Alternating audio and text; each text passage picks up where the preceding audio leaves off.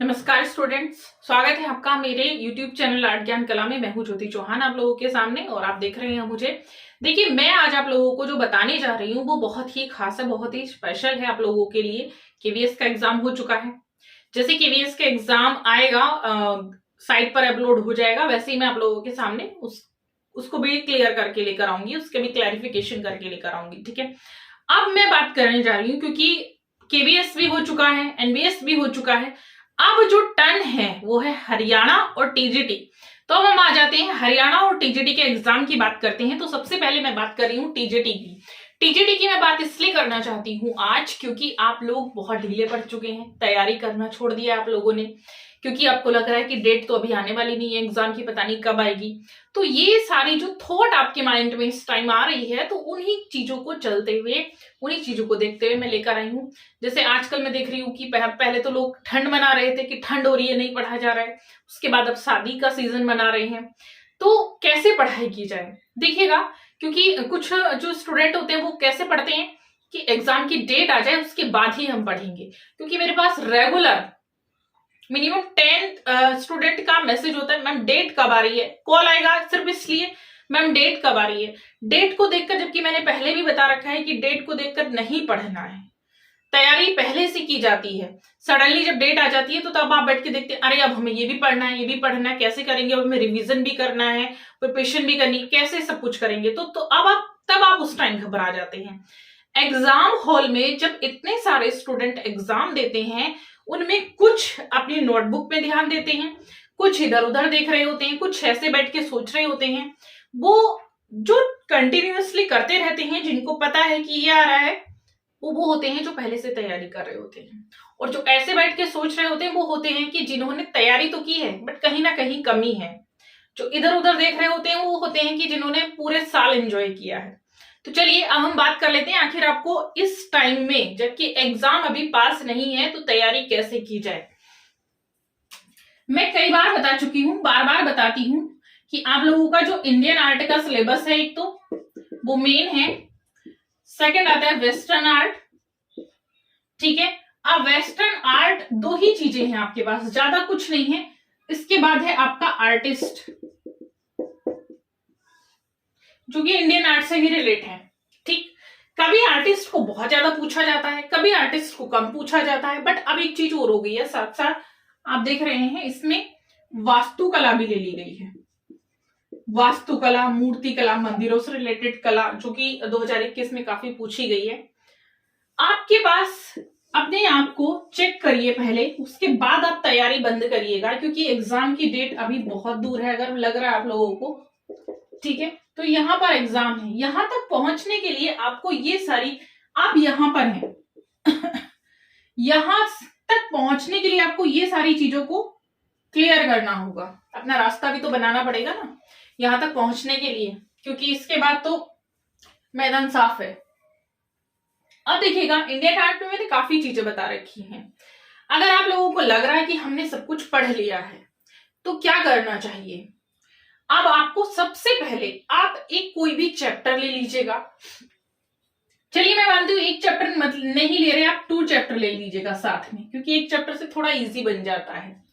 एक चैप्टर या 2 चैप्टर आप जो भी लेना चाहते हैं, उनमें देखिएगा कि जितने क्वेश्चन पेपर अभी तक आपने सॉल्व किए, 2 तरीके बताऊंगी मैं यहाँ पर, जितने क्वेश्चन पेपर अभी तक आपने सॉल्व किए, तो डिफिकल्टी कहाँ थी, क्यों थी, कौन सा कॉन्सेप्ट क्लियर नहीं हुआ है, किस चैप्टर में था।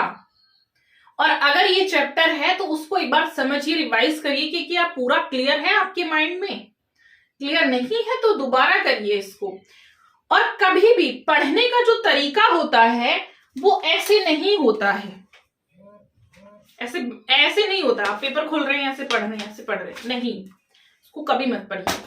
देखिए, आप लोग हाई स्कूल या 12th के स्टूडेंट नहीं है, या 6th-7th क्लास के बच्चे नहीं है जिनको कहा जाए, मैं स्टूडेंट बोल रही हूँ। मुझे खुद को लगता है कि मुझे स्टूडेंट नहीं बोलना चाहिए, क्योंकि आप स्टूडेंट नहीं है, आप तो जॉब लेने जा रहे हैं, टीचर बनने जा रहे हैं।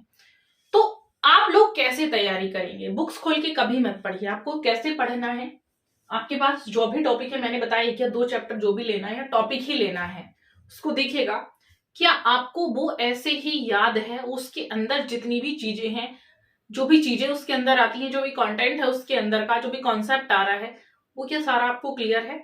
तो उसको कैसे करना है, आप खड़े हो जाइए एक रूम में और उसमें जो जो चीजें आती हैं उसको लिखेगा कि क्या क्या क्वेश्चंस आए थे, उससे कोई भी क्वेश्चन उठा लीजिएगा या फिर क्वेश्चन नहीं उठा रहे तो आप एक साइड में यहाँ पर उसमें जितने टॉपिक्स हैं उनको लिखिएगा। टॉपिक्स लिखने के बाद चाहे कॉपी पे कर लीजिए, जरूरी नहीं बोर्ड पे करना है।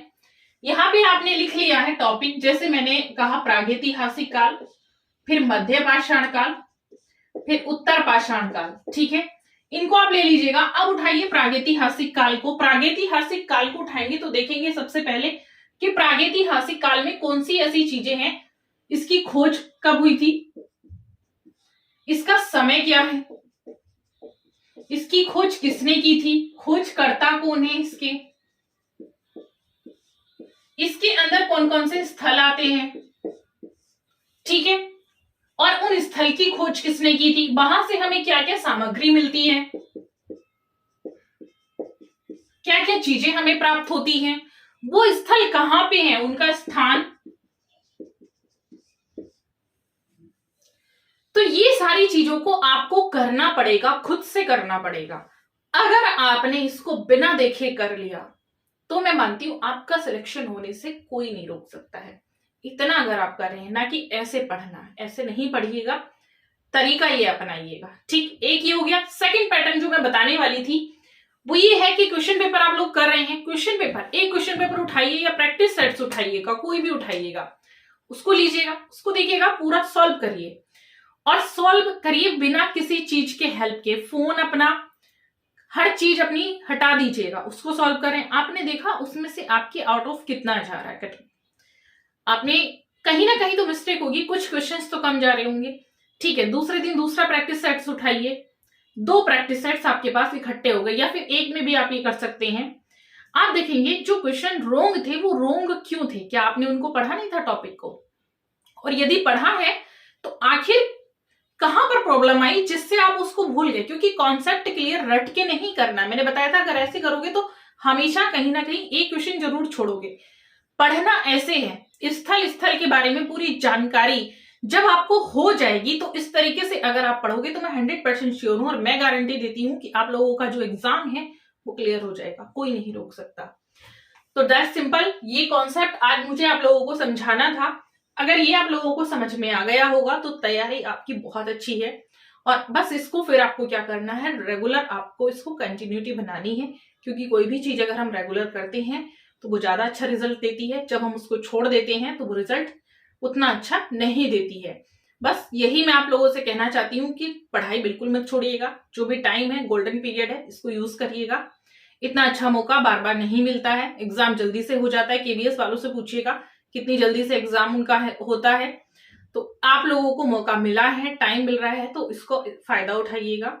और जो लोग सो रहे हैं आराम से उनको सोने दीजिए। मैंने एक बार आप लोगों को कहानी बताई थी क्लास में खरगोश की और कछुए की, कि कछुआ तो कंटिन्यूटी वर्क करता है, भले वो स्लो कर रहा है, लेकिन खरगोश सोचता है कि मैं तो आगे हूं कछुए से, इसलिए वो सो जाता है।